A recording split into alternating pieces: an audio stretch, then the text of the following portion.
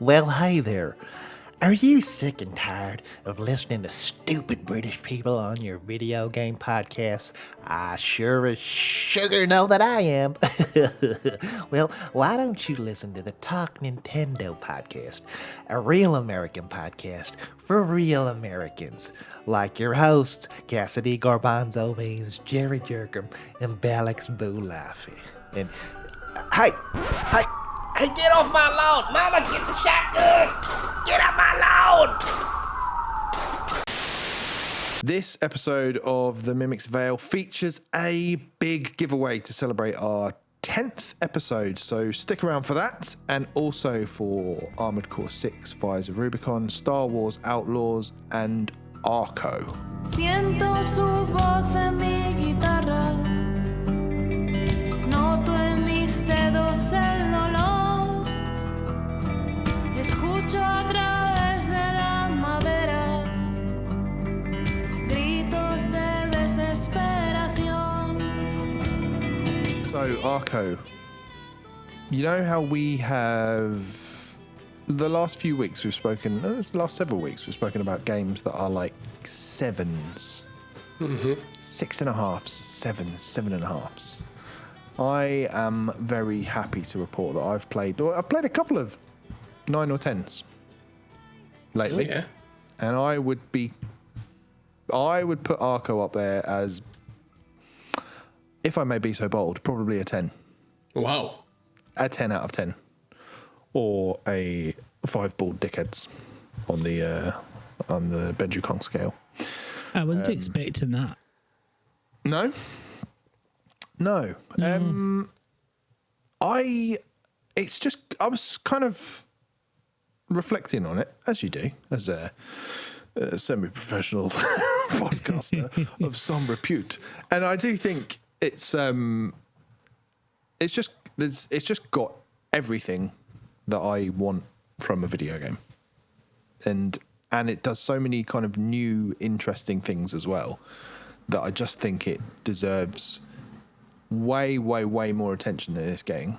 I think everyone who has played it would probably be in agreement with me. Probably, maybe not pushing quite to the hyperbolic 10 out of 10 that I've just done, but it's definitely high up there. And for the following reasons. I mean, basically, well, let's get into what it is first. So Yeah, but just about to ask if you could tell, because I don't know what this game is. yeah, basically they describe it as 3 tales forged in bloodshed, laced with magic, and united by revenge. Which I think is a really succinct way to put it. Doesn't explain what the game is, obviously, but that's the vibe. So Is it an indie? Hell yeah, it is the most indie of indies. And there's the name in the title. Yeah. And it is a cool game for cool game cats. Yeah. So basically, Mesoamerican culture, stories, set in the wilderness of the backdrop is kind of, you have newcomers infiltrating the land of the indigenous people there and all the different tribes and settlements and stuff. And they're coming along basically in search of oil. And you kind of encounter them in passing as you're playing as these 3 main characters. And it's really just a story about those 3 individuals. So in chapters 2, 3, and 4, basically, you're playing as those separate characters. And then those 3 stories intertwine and culminate in a big epic final act in Act 5. And the gameplay itself is, you picture, was it Swords and Sorcery? Remember that game from a while ago? Yeah, it's kind of got that style of pixel art to it, where it's very little chunky pixels. There's a very small level of detail to them, but so they're kind of like jumping around, looking silly, but it's kind of got a weird tone to it as well in the writing, and that all comes across in the visual language of it as well, and the music. But it's kind of a dark story, but also quite funny at the same time. There's little bits and bobs where it's, quite light. Even like some of the characters, say some kind of fourth wall breaking stuff sometimes, which is always amusing. But yeah, so the story, I think, is one thing that is really special about it. So it kind of like, tickles your funny bone a little bit, but also pulls at your heartstrings, and then it's like rips your heartstrings out, stamps on them, spits on them, tells you to fuck off kind of thing. It's really brutal at times as well. And that leads into the battle system, which I think is probably the most unique part of it that I think certainly, like, Lewis, you would enjoy. It's turn-based, effectively, but it's kind of simultaneous turn-based. Like, you tell your character what to do, you can see what the enemy's going to do, and then once you've chosen your action, everything plays out at once. Yeah, okay. So if it's just you and a bad guy with a gun, you can see he's going to shoot at you. So you would tell your character to run out of the firing line of the shot, basically. Or, if you've got a move that jumps and then causes damage in an area of effect, you could do that. So you jump over the bullet and then land on his head and cause damage, kind of thing. That's interesting. So I didn't understand. So I'm watching video of gameplay and how they're like dragging a blue line across the screen. Yeah, I wasn't sure what that was, but I guess that's you saying, character, go here. Go over there, basically. Yeah, cool. Which is really unique. I've never seen anything like that from a kind of turn-based system. So you get all the time in the world to think, but then there's like that moment, like 2 seconds of chaos while everything's in action, and then it pauses again. And you know how much I love a good pause feature. You do. A great feature. That mechanic. Yeah. So I just think, honestly, I think everything about it, that I looked forward to every single encounter. It was always fun, always challenging. It's quite generous with the restarts. So if you mess up or you realise you've messed up, just hit select or whatever we call that button these days, and you basically just starts you over again. So you can kind of try out a few different things. So it's almost like built-in save scumming, which is quite kind of unique as well. So you can just go, nah, actually that didn't work. Take me back to the start. And yeah, pretty brutal, as I said, but just really clever and with a lot of heart in the story as well. So I like the. I mean, instantly sort of taken in this video by them riding what looked like either llamas or alpacas. Yeah. Through the desert. That's Yeah. quite cool. It looks nice. But it's one of those ones that, because of the art style, you wouldn't automatically go to it's a 10 out of 10 game. No. But again, so it goes back to, gameplay trumps all. Yeah, exactly. And the gameplay is excellent. I think one additional kind of special sauce kind of feature is everyone kind of says, oh, your decisions impact the story and the gameplay. Yeah. Well, in this, that is very true. And in fact, even if you make a bad decision or you do something that will later come back to haunt you, it literally comes back to haunt you in the form of these ghosts that appear during the battles, and they move. They're not paused. Ah. So they'll just spring up. A ghost will appear, and then it will just be coming towards you. So you kind of have to think a little bit more quickly when they appear. And obviously, Okay. How many ghosts could there be? I mean, it depends how much of a dick you are, but I had quite a few. You struggled. Yeah, to start with. But then I think, so the first chapter I was like, oh shit, I'm making this way more hard for myself. So the subsequent chapters I was like, okay, should I really steal from this corpse in this holy ground, or should I just leave it be? And yeah, because if I do this, I'm going to get an extra ghost. It's going to make life more difficult. So you're kind of weighing up your decisions. And yeah. And it's a difficult decision because resources are quite sparse as well. So you're like, well, I could do with some money so I can buy some bandages to heal myself. But at the same time, I don't want any more of these ghosts. So it's got like a survival element then, has it? Yeah, a little bit. Yeah. And I just think it is It's really cool. I think it's a really special game. It's really special, and encourage. I think it's on Switch and on Steam. I think it's like $15.99 on Switch. So it's like in that sweet spot for an Sweet indie, spot, yeah. How long to beat? So I think it's supposed to be anywhere between 10 to 15, and it took me just over 15. Pound an hour. Yeah, exactly. There you go. Great value. It's great value. Almost as great value as patreon.com/themimicsvale. Yeah, so I really, really am quite high on it, and I can't wait for you guys to play it and hopefully not shit all over it. Hopefully you'll be in agreement. I mean, it absolutely does not sound like an Alex game, but at the same time, I sound like I probably quite enjoy it. But, you know, I have that thing about that kind of art style that I struggle to get past it. Like, I would say the puzzly aspect, if you think of each battle as a puzzle to be solved, I think that might be something that you can trick your brain into liking. yeah. If you tell yourself that. But yeah, that's our Just going down the About This Game page on Steam, there are some features including choices that impact the narrative as well as the gameplay. Handcrafted fantastical world with 200 plus locations, 50 plus enemies, 100 plus items, 100 plus skills. Get cursed, run from your demons, slap monsters, and break your neck, try to discover secrets. And then last but by no means least, llamas.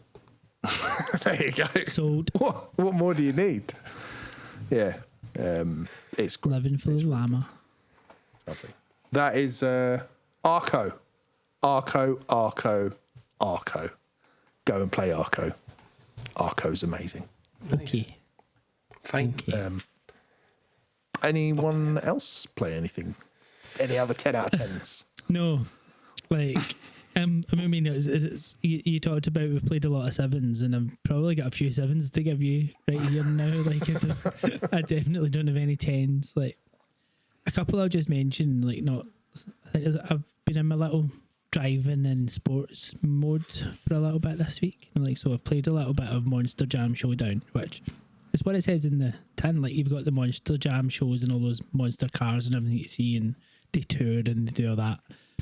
And it's basically a game of that. So you're racing these big monster trucks in like all these different locations around the world. You've got a good career mode, like different gameplay modes.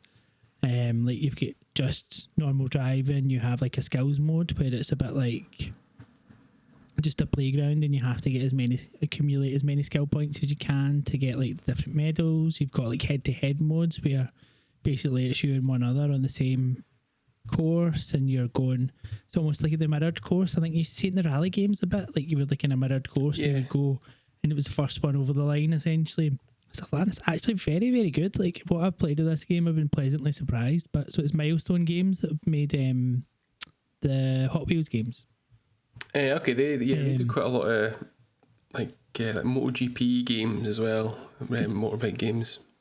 But it looks really nice. It plays really nice. It's almost that unique mechanic. It's not a unique mechanic, but it controls quite uniquely because it is a monster truck. So like, your left stick is your front wheels and your right stick's your rear wheels to kind of get the tight corners and stuff, so that you're using like the 4-wheel drive and 4-wheel turn and stuff, which is quite cool and takes a wee bit of getting used to. But I've really enjoyed it. Like, I'm quite a wee bit through like the career mode, and it's just like, it's a bit like your standard kind of career mode and anything like that. Like, you've got so many events and then a kind of bigger event, and you're just trying to increase and unlock more and get like your 3 medals out of each to unlock different liveries and different trucks, and all the trucks are really cool and they look really nice, and it is all that proper Monster Jam licensed trucks. It does have like the big sharks and everything, the ones that people might be familiar with. I was just about to ask you, is Monster Jam a franchise? Because I quickly typed in. I'm glad you Monster asked. Jam, and I was like 1982 Monster Jam, and it was like real monster trucks. So yeah, I don't feel like I knew that. Yeah, because it was funny because Martin came in to me this morning and he said, will we book this because the tickets for the one in Glasgow are going on sale like on Friday, and it's like, Lewis would love it. So we were going to go and see like all the big, it's just like a big arena show, and they do all like the tricks and everything with with the big truck. So yeah, it is a franchise, and it's almost like kind of goes. It's like your monster trucks of Hot Wheels type thing. It's kind of where it comes from. So that's been Monster Jam Showdown, and I would anyone that likes a car game that's a wee bit different, I think you would quite enjoy this, and it's a solid 7 out of 10 for me. I don't think it's any better than that. I don't think it's any worse than that, but it's good fun. Yeah. Is there a map? There is a map. It's not quite an open world, Lewis. So there's none of these checkpoints for you to go and find, and no Forza Horizon dread for you.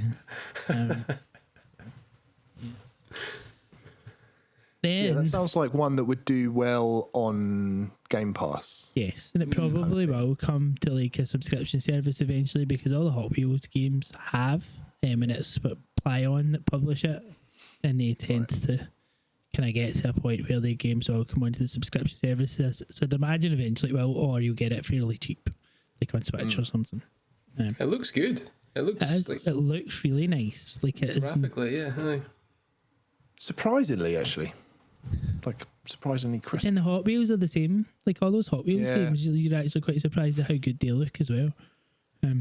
So it very much feels like that, and it's that arcadey feel that you get with Hot Wheels, but with a much grander scale. Yeah, very cool. That you just reminded me there when you mentioned the publisher. Arco is published by Panic, the same company that Panic did.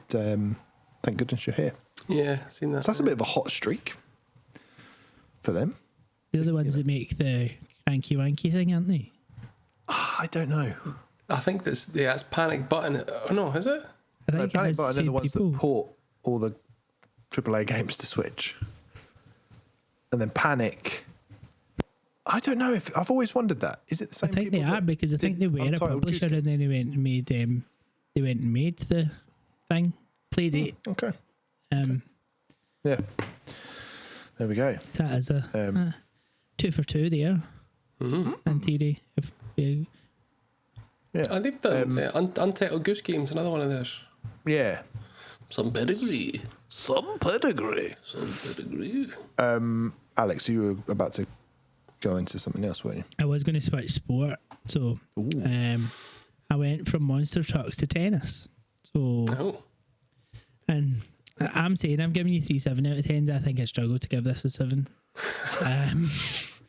Right. It's so this is the official license games. It's Tiebreak Tennis, and it's like the license game of the ATP tour. And it's got all the people in it, and it's got all the licenses, all the tournaments. Just a shame about the rest. It's not that bad, but it just doesn't feel right. It feels a bit undercooked. It did have a good beta on Steam, I think, for a wee while, and early access, and it's come out to consoles, and something just feels off. Like you're in a match and the character models don't feel quite right. You know how that way sometimes they're just a bit dead behind the eyes. It's like, and it's really off-putting. And then the gameplay is quite simple. Like it's what you would expect from a tennis game, but when you compare it to like Topspin blows it out of the water. Like it is just, I think if this game had to come without Topspin only been out a few months ago, it would have probably had a much better run at things, whereas this one's just, it's average. It's unfair just to kind of shit on it straight away, but it's just, it's not right. I struggle with tennis games that aren't arcadey. Like, Yeah. Virtua Tennis-y. Virtual tennis is still the best. like Wii Tennis, I sunk so many hours into that back in the day. And on Nintendo Switch Online, I forget which one it is. Oh, Smash Tennis. Is it Smash Tennis or is it not Super Tennis? It's Smash Tennis. I've got like 16 hours in Smash Tennis. What, on Switch Online? Yeah. Is that because of that little bit when you finish it, the bit of text? A bit of text. Something, some nonsense comes up, doesn't it? It doesn't make sense. It doesn't make sense. I could try and find it, but it might take me a little while. We'll circle back to that. Yeah.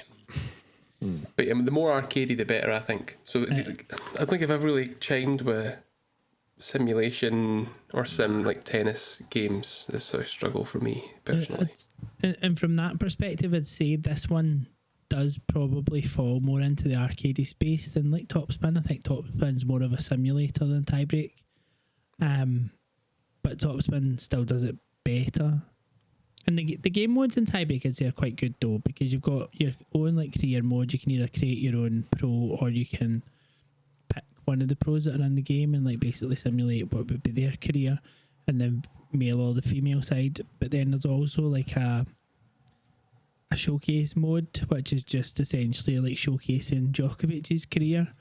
Right. And you're going through like, I think there's 20 odd matches of like key matches over the course of his career for you to go and like almost finish the match or set certain certain things. And it was like one of them was like don't lose another set, win the match, and finish the match with a slice or something. So it gives you like 3 objectives to do in each match, and it's like his finals against Murray at Australia or like Wimbledon or US Open and stuff. And so that's quite cool, but it just feels, because the gameplay doesn't feel that satisfying, and it's like if you're playing like a 6 game set, it almost feels a bit of a slog. And you never want a game to feel like that. No. I always think a sports game needs to look good as well. Like a racing game or any kind of other sport, it's got to look slick, and this just doesn't. It kind of reminds me almost of that. What was that VR tennis game, Alex, that we played last year? That was just tennis on court. On court. I was going to say on point, but that's a shooting game. On court, tennis on court. Yeah. Yeah, it was just really janky, and those eyes. Just looks. Yeah, and this just looks a bit like that. Like Djokovic looks ill in this. Yeah, just, they're very. I think the character models. As I say, the character models, when you say ill, like they're very pale. Like it's like they almost look like a ghost of themselves. Yeah, it's very odd. It is. It's a shame because it could have been decent if they could have ironed out a couple of little things. But as you say, I completely agree. Like sports games need to look good for you to feel immersed in it.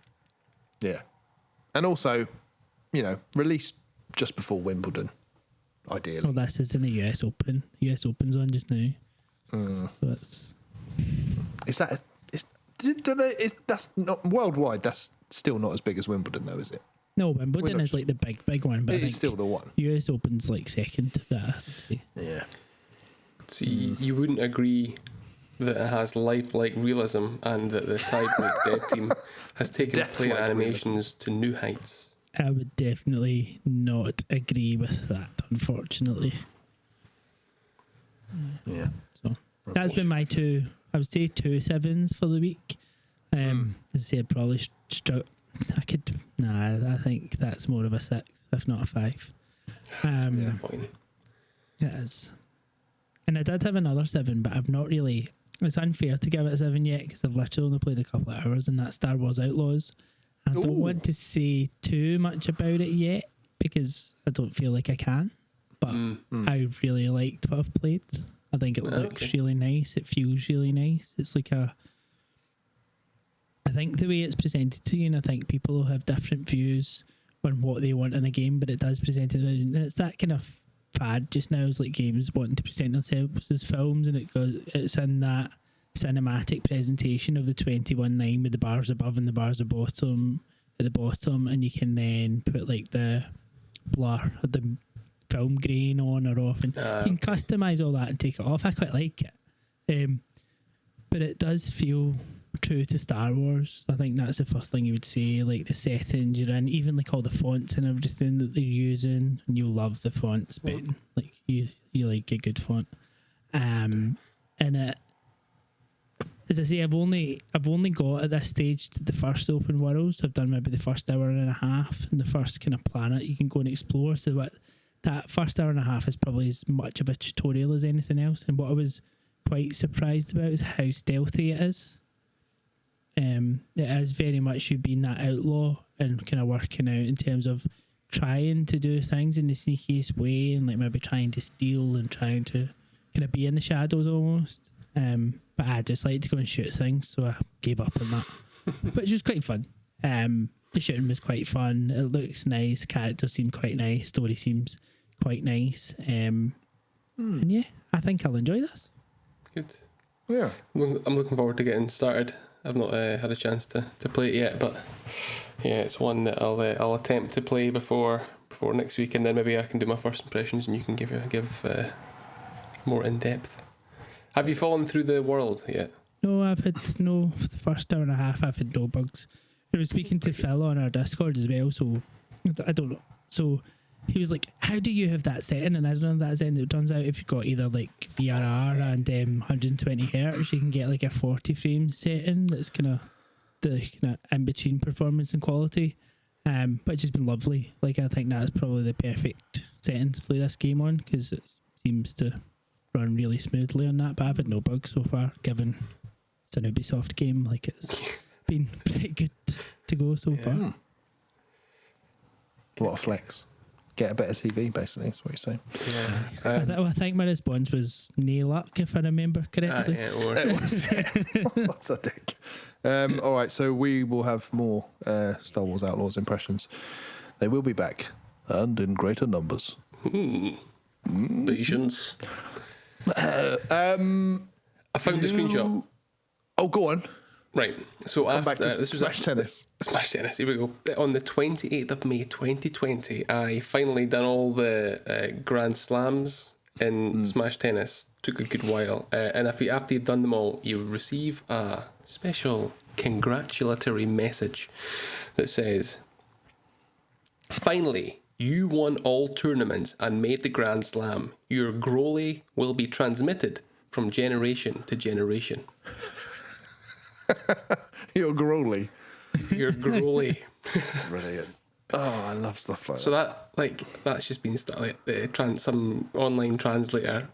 Because that last bit, so your Groly will be transmitted from generation to generation. Like what? Like, I don't understand what it means. Oh, I love that. Brilliant. It's good. It's a good And it's game, so that. good that it's in an actual published Nintendo game. Yeah, and there's no patching it. It's No. just that Forever they are. forever.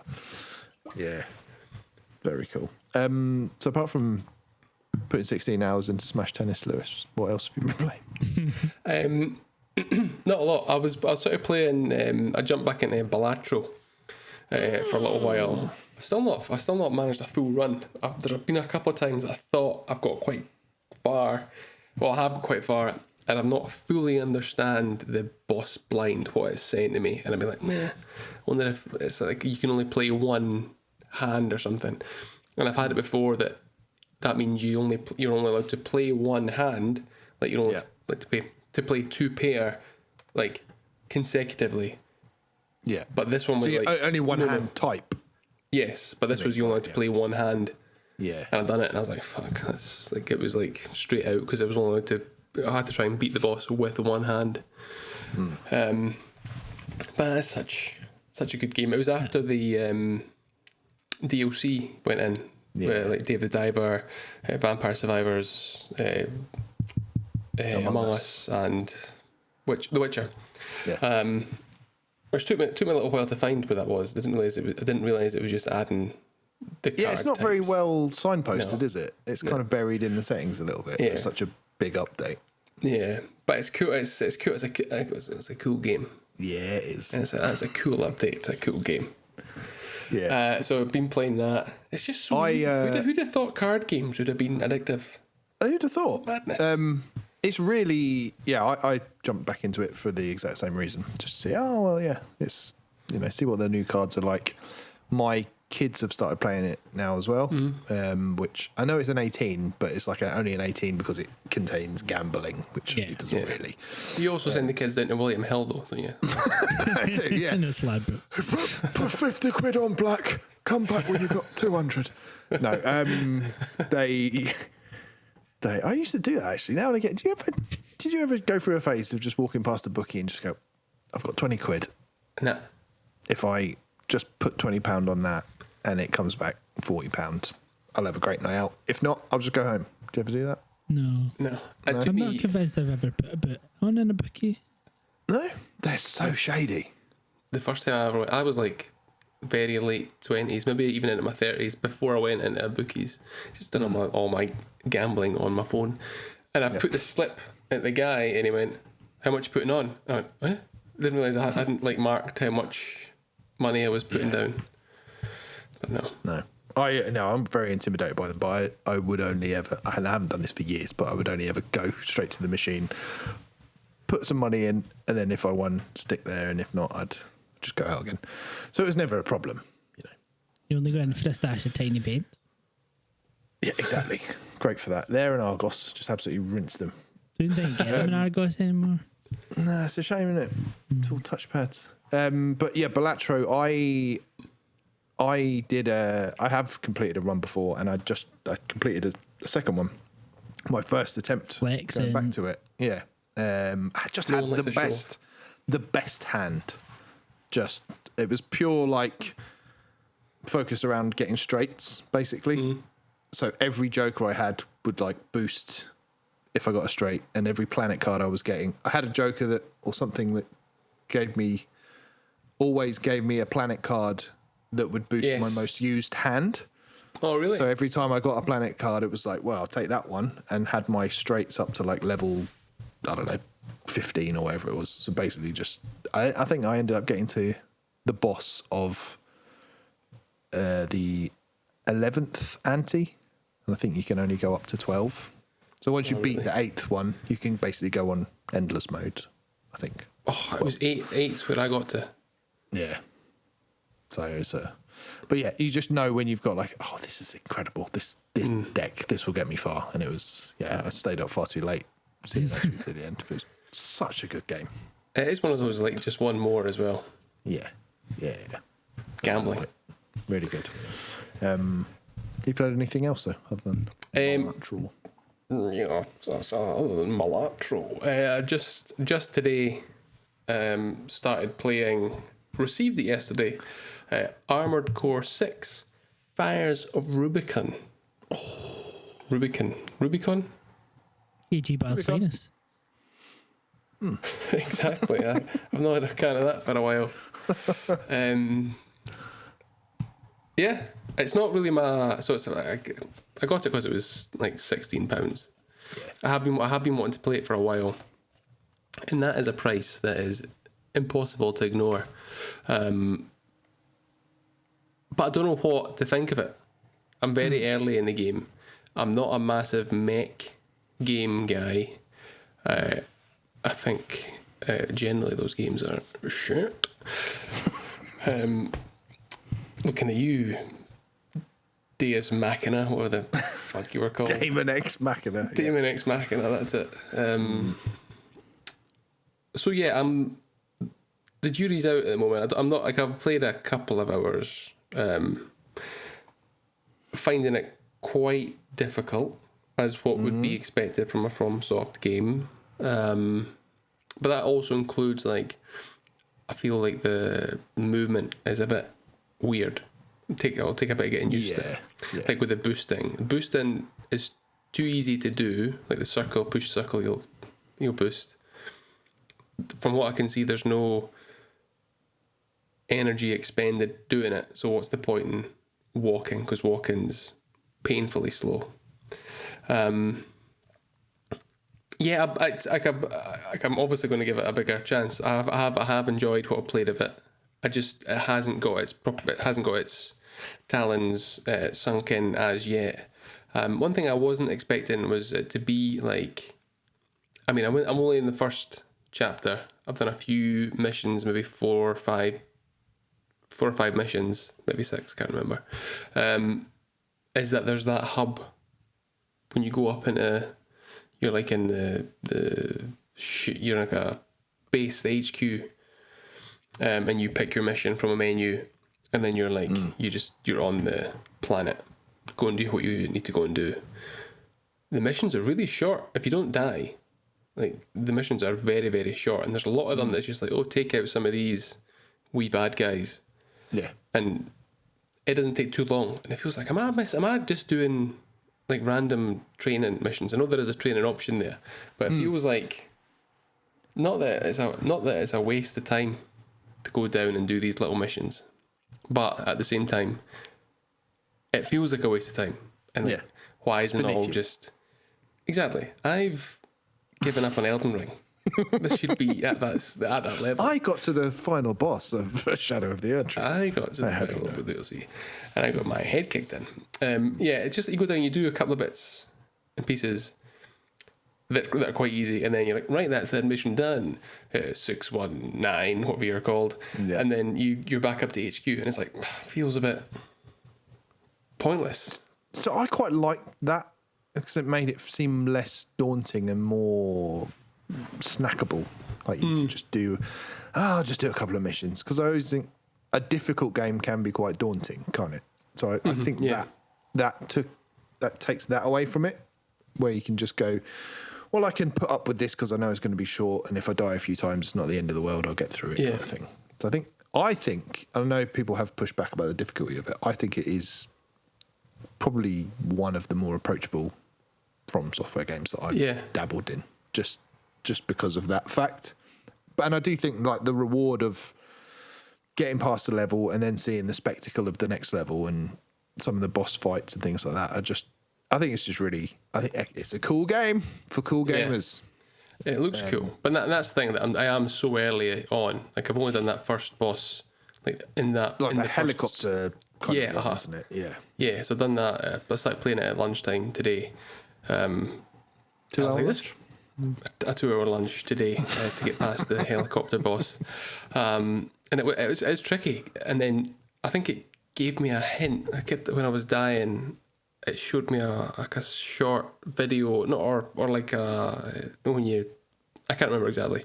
Like it showed me the mech sort of zooming towards the robot when you the Getting up in helicopter his when face. you hit L3 and then hitting it with your sword, whatever the fuck it is. Yeah. I was like, right, okay. And then I took me a few attempts, and then I absolutely battered it. That helicopter's head in. Take that. Have you got to the level on, I'll just say sand, it's like a sandy level. Have you got to that yet?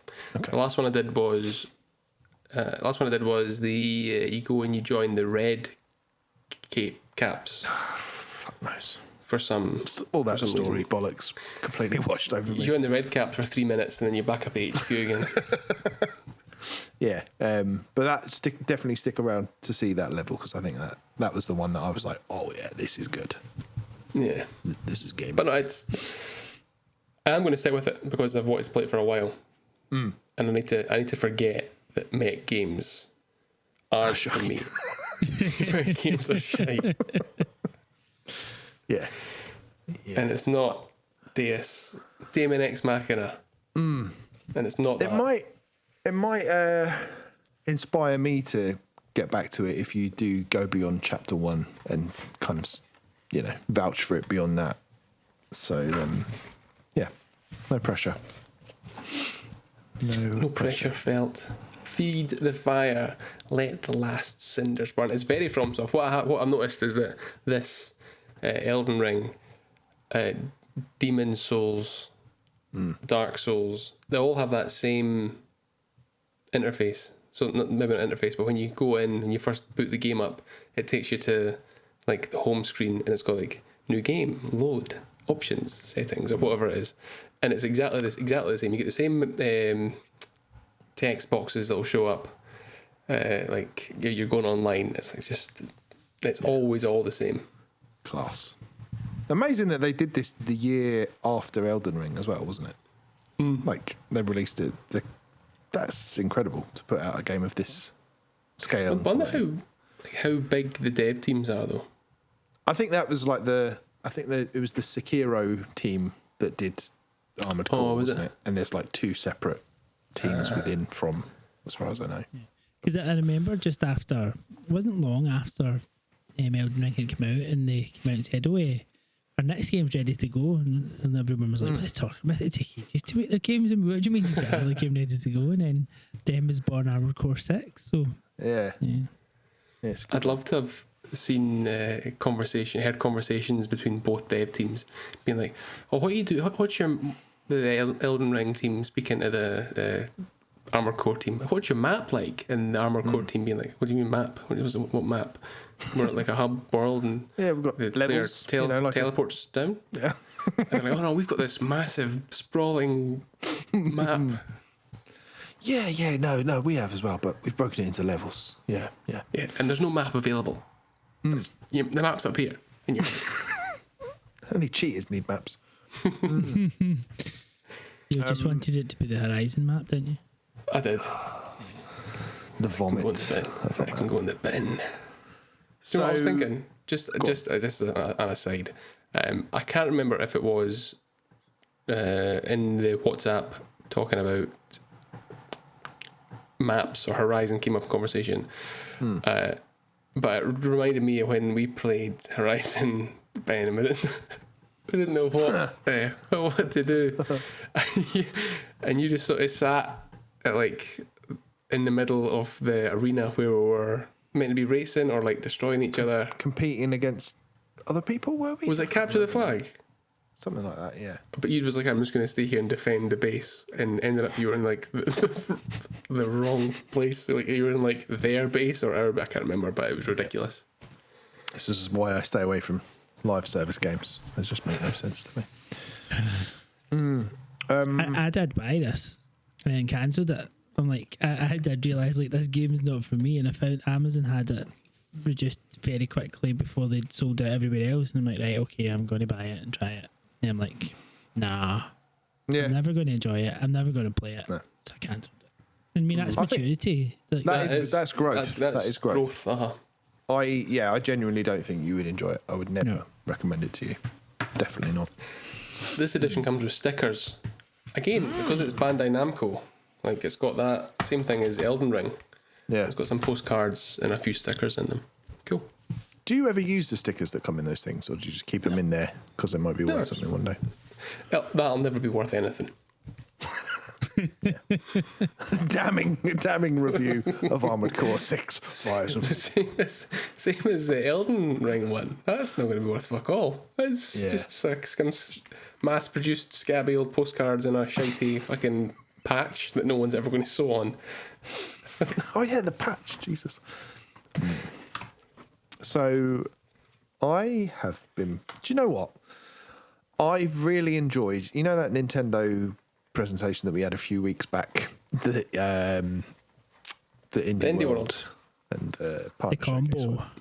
Yeah, it made me realise why I'm enjoying the Steam Deck so much, because the games that I used to get really excited about coming to Switch have generally already been out for like a year on Steam. So now I can just get them straight away. And so like early access games like Hades 2, being able to play that now is, although I haven't played it a great deal, just being able to is very exciting. And all of, something like Arco, I think it's out on Switch and Steam, but seems a very Steam kind of game. And that Peglin has been in early access all this time. I really fancy that. That's the one thing out of that I quite like the idea of. Yeah. Why don't we go halves on it, Alex? We'll add it to the family library. It's a good way to do it. If it's in the early access, is it discounted in any way? Sometime. So sometimes they will put the price up for a 1.0 release. Sometimes they won't. It just depends. You usually see it will be a bit more expensive though when it comes elsewhere. Yeah. But I have been playing the absolute tits off a early access game at the moment, and that is Fields of Mistria. Well, this is that farming sim shite. Yeah. Now that is, I didn't have this on my bingo card for this year that I would be getting obsessed with a farming sim, but it's bloody lovely. I don't know what came over me to make me go, right, I'm going to buy this and give it a crack. I don't know. The Stardew I download to every platform, and I think, I'll play that a bit one day, and I never do. But this just came at the right time.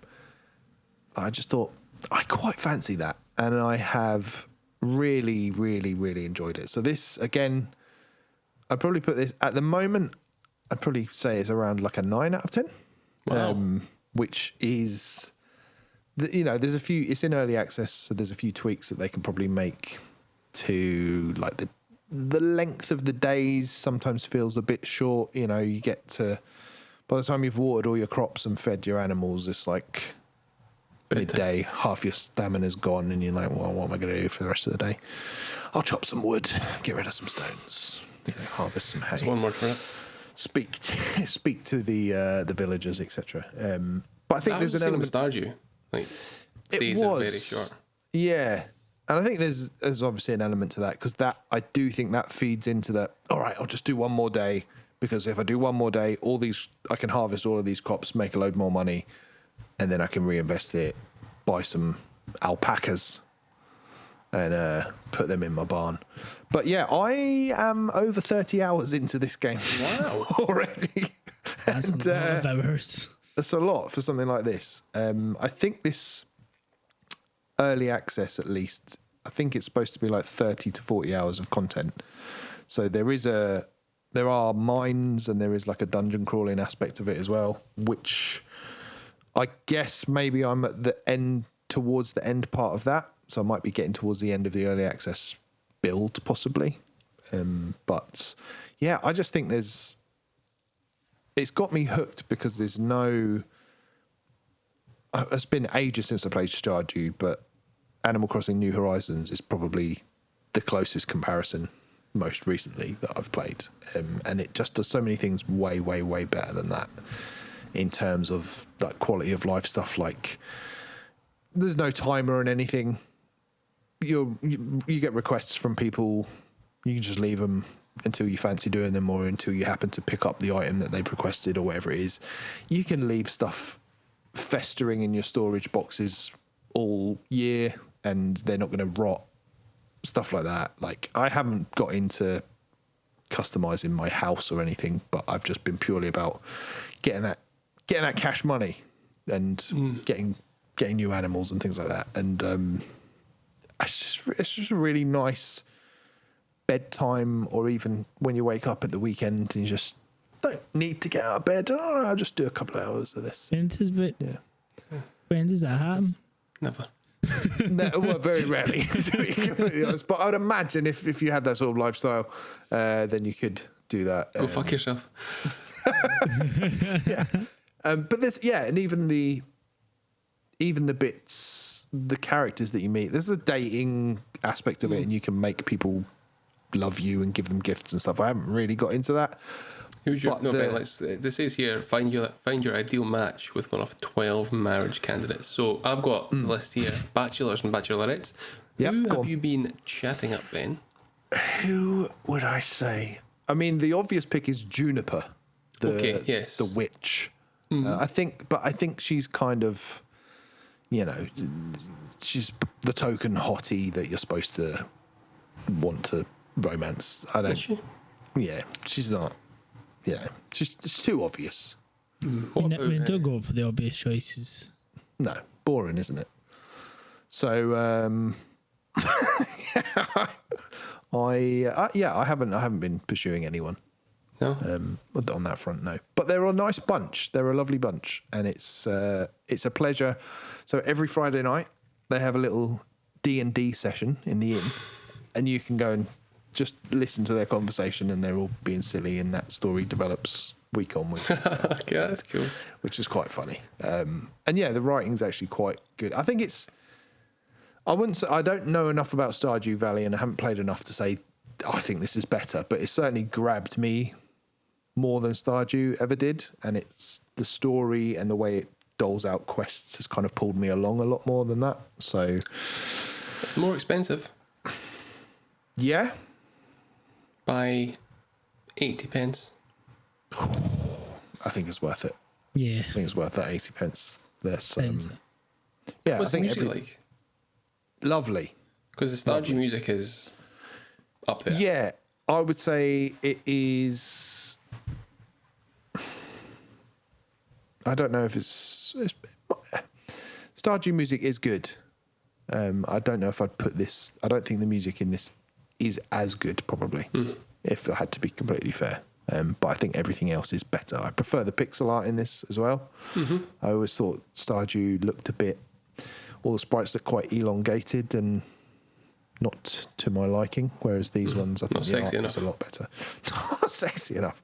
Yeah, but I just really think it's a very good game. And if you're in the mood for a game like this, even if, like me, you don't normally play these games, and in fact avoid them like the plague, this is quite a good one to dip into. And I'm sure when it comes out 1.0 across presumably all platforms, it will be a great success. Sounds like it. Good. Yeah. It's a good one. It's a good one. Do you think either of you will play it, though? Let's be completely honest. I feel like I could, because like more when you see the Animal Crossing side of it rather than Stardew, but I'd need to be in the right mood. Yeah. Probably not. Lewis? Tell it like it is. No, that's fine. Hey, we don't all have to like the same things. But that's the thing. I'd rather. I mean, I do toy with the idea of starting Stardew again, but just other things that I'm ignoring playing Yeah. that are on the list. That are higher up the list of if you ever stop ignoring stuff. The ever growing list. Yeah. I get that. And I need to replay Control at least twice a year. Of course, takes up a lot of time. Michelle the Alan 2 is in that rotation now as well. I know. To add that. Hey guys, Hey. can you see my cat behind me? Rocky's coming No. up for this. Oh yes. Yeah, there he is. I can see some legs on the ground. You know what's special about this episode? No. It's episode 10. Already? That's what it is. We've made it. You know, what's that stat, 10 years. Alex? I'm sure I told you this on Crossbutton VR back in the day, the stat about... It's like how many 83% of podcasts like don't get past episode 10 or something.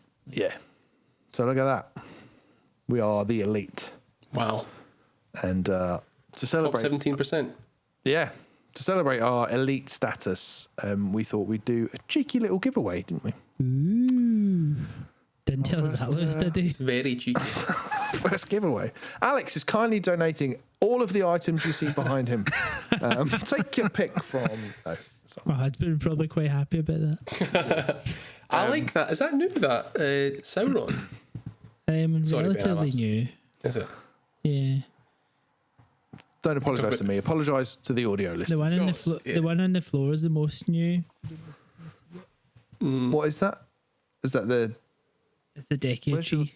Deku tree? Can't quite see it. It's still in the box, and then we've got C3PO is not quite finished over there. He's still got his arms to finish. And I also ordered the burrow from Harry Potter this morning. So that's Is that where the Weasleys live? yes. Jesus Christ. Do you know what? I think there's a whole Patreon episode there of just unpacking this. As long as Lewis doesn't This start Lego adding thing. up what I'm spending again, then Oh, he will. I'll delve into the psychological side, and Lewis, you do the financial side. Just the implications. But yeah, more of that another time. For now, a giveaway. We're going to give away a gift card for the platform of your choice, be it Steam, Xbox, PlayStation, or Switch. Those are the ones. Those are the big four. Just as a little thank you and to celebrate episode 10. But we're not just going to give it away willy-nilly. There is a challenge involved. And the challenge relates to guess the outro. Would you believe? So if you want to be in with a chance of winning that gift card, you need to tell us, and you need to send this to themimicsvale@gmail.com. Is that the correct email address? That is the correct email address. That is correct. Basically, the first 9 guess the outro answers. You take the first letter of each of those 9 answers, and it will form a word. oh fuck off. You have to tell us what that word is. I believe that's called an acrostic. Like in poetry, that's, you know, when the first line of each, first letter of each line spells out a word. We'll take your word. You know what I mean? Yeah. Smark, let us know if that's correct. But basically, yeah, so the first 9 episodes, guess the outro, the answer, the game, first letter of each of those, take them, spell a word, send us an email with that word in the subject line, in the body of the text, whatever. And you'll be in with, I would say, a pretty good chance of winning. Because let's face it, we're a relatively new podcast. We've asked quite a complex way to win. So I think that's going to thin the numbers right down. So if you listen to this thinking, I can't be asked, be asked. Be asked. Be asked. You're one of 2 or 3 that's going to end up wanting to do it. So it'll be worth your while. We'll make it worth your while. Let us know. Make it worth your while. Yeah. We pay by hour. So take your time. Yeah, for each correct letter, we'll give you 1 penny. 10 pence. No. So there you go. Bit of fun. Go away. Listen to those episodes. Let us know. My earphone's just fallen out. I've got a bit of a swollen ear, and I think, yeah. You stop putting things in it. Well, you've rejected that earphone there. Spat it out. So there we go. So that's that, and then we have the small matter of guess the outro again, and we're going to do it with a bit of a twist this week. A little bit of a twist because we like to keep things fresh. Now the twist is this episode is releasing on the day that The Legend of Zelda. What's it called? Echoes of Wisdom releases. So this guess the outro will celebrate that fact. I'm going to give you 1 clue. At the start. You, and we've had this feedback, people have been flooding the inbox with this feedback. You can't guess the name of the game. Once you guess the game, that's it. So you can't just go, is it this? Is it that? Is it that? Okay? What do you mean? So we can't say any we can't say names. Is it this? No, is it this game? Is it this game? Like we did last week. You know, that's madness. So we're not doing that anymore. That's gone. What if we do it though? That will be that's permadeath. If you guess correctly, that's fine. But if you guess wrong, that's like game over. That's harsh. All right. I'm not taking any more of your shit. All right. I mean, that's now, fair. To be fair to me, that's all Alex. That's true. That is true. It's all there on the tapes. So, but you'll be pleased to note that it's a very generous clue that ties in with the what I've just said. The clue is this game title contains the word Zelda. Is it an indie? No. Question 1. No, it's not an indie. Contains the word. I can't. You know, that's you're not accepting that. I mean, it was always going to be a Zelda game. Yeah. I mean, it doesn't necessarily mean it as I suppose we could go down the, is it a mainline Zelda game or is it a spin-off Zelda game? But is that a genuine question though? Is it an indie? Well, there's not going to get any. Surely no, because I don't think there's any indie games with the word Zelda in it, is there? I think he's taking that off. Oh, no, I'll let you off. Come on then. That's a freebie. Fine. I told you I'm not taking any more shit. We just have. Well, I'll take that one bit. Would this game be classed as a mainline Zelda title? Yes. Right. It's one of the biggies. Yeah. What's got good music? All of them. Is it cell shaded? And then that was really like the Wind Waker, wasn't it? Yeah. Is it cell shaded? No. It's not Wind Waker. Not allowed to say any game, just rattle off game names, and I can see why, because we'd get it. How many clues are we allowed? Yeah, 1.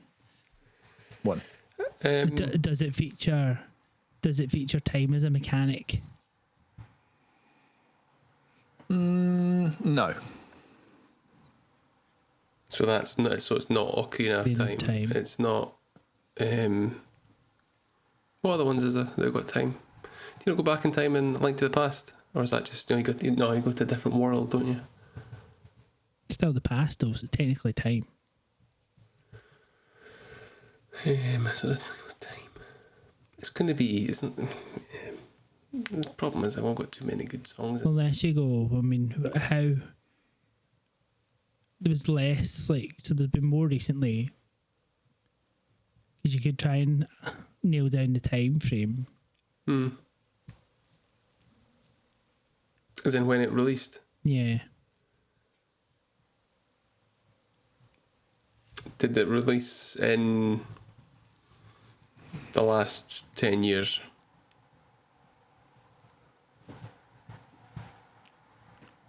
Bear with me. I mean, it could have done then because he's having to Google it. So it can't be any of the older ones. No, did it release in the last 10 years? So that would rule out Tears of the Kingdom, Breath of the Wild. Yes. Yeah, Yes, that it would did. rule them in. So it did release in the last 10 years, sorry. Yeah. Yeah, okay. You've got what? So- Tears of the Kingdom, Breath of the Wild, Twilight Princess. Is that 10 years?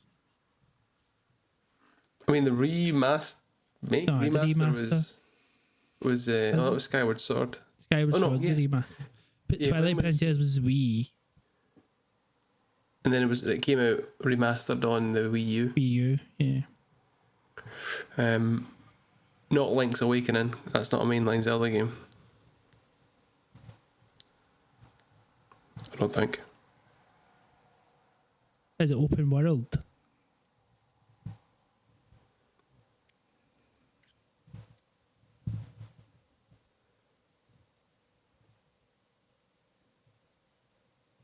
You thinking about this? I'm trying to think of a Zelda game that isn't open world. I wouldn't say any of them other than the last. The two biggies are. I can see what you mean. Because you do roam, don't you? Yeah, there's no, like, I guess maybe Zelda 2, is that level based? I don't even know. I've never played it. I think you still traverse like a map. Yeah, so I'm going to say yes, it is open world. Many questions is that, Ben? That's 5, baby. Right, do we get another clue then? No. Yes, we get a clue No. at 5. No. I gave you a big fat clue at the start. You don't need any more. But we're not allowed to guess the games. How else can we, like... Use your brains. I don't know anything about Zelda. Is it You got the fucking Deku Tree behind you. Aye, but it's Lego.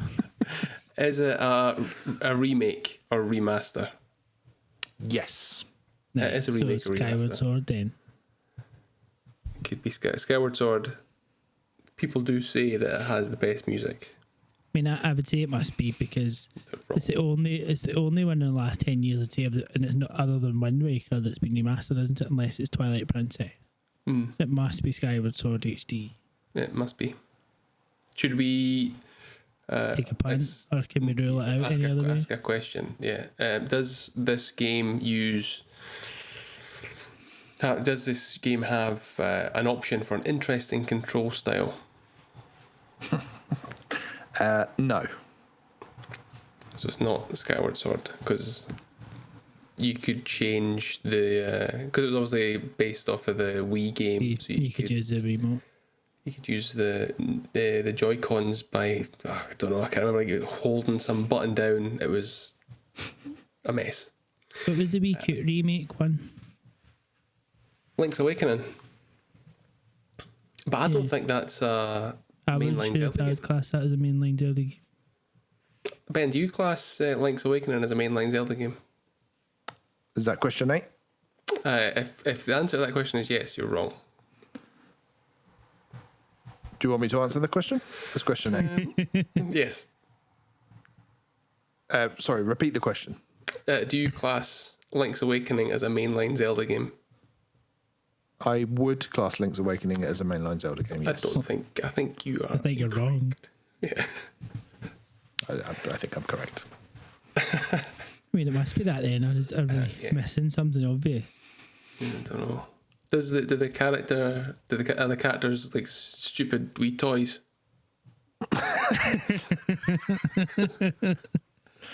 Yes, the characters are like stupid Wii toys.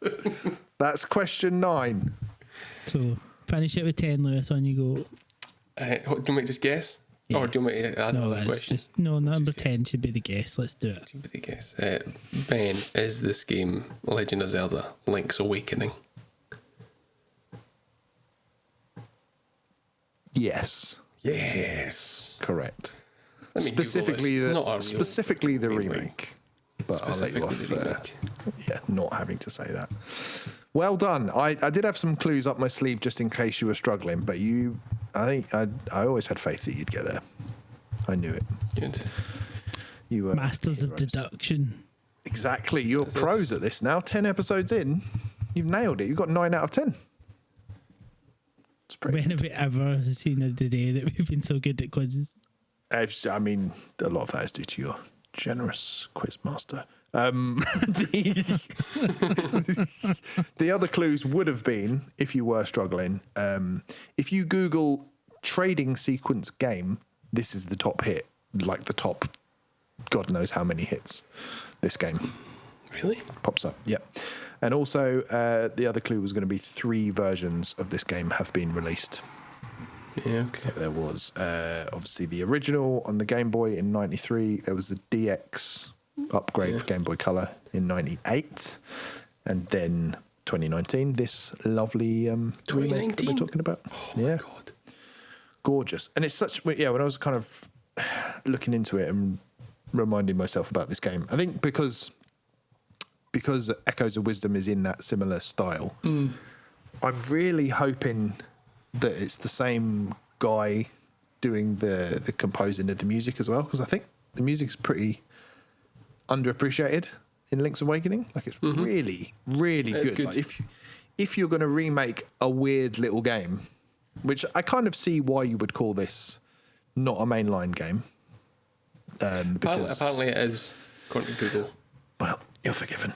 Yeah, It's the 4th main installment of the Legend of Zelda series. I think you're wrong. and I think the timeline. I think they revised the timeline to say this happened like after Link to the Past as well. So it's technically a direct sequel to Link to the Past. Is it? So there you go, a little bit of trivia there. But the guy who composed the soundtrack was Ryu Nagamatsu, and it's really good listening to it. It's like very whimsical and creative, and it's almost like jazzy, the same way as they have gone kind of jazzy with the big open world Zeldas in Breath of the Wild and Tears of the Kingdom. This has kind of gone down another experimental, playful route, but still really, like, there's some parts of it, the bits where you do 2D platforming. It's just basically just a really, like a bass synth with a load of reverb on it. It's just odd, and the percussion is really off kilter and odd. And it just works. This is the toughest time I've had picking one track to use, because it's all just pure gold. Temptation is to use the overworld theme, because that's really good. But even like the name select screen is superb music as well. So the one I've decided to go for is from Bottle Grotto, which I think is the second dungeon. And it's just really creepy, spooky. I was listening to it in the car earlier actually, and my son kept wanting it on repeat. I was like, this is really cool. I can't remember it, so I'm looking forward to listening to it. Yeah, good one for Halloween as well, because it's just got that kind of play, and it, almost because it's a bottle grotto, there's almost, you can hear bottle sounds as well in the background. It's really just clever, intricate stuff. Clever. Love it. But yeah, that is from Link's Awakening.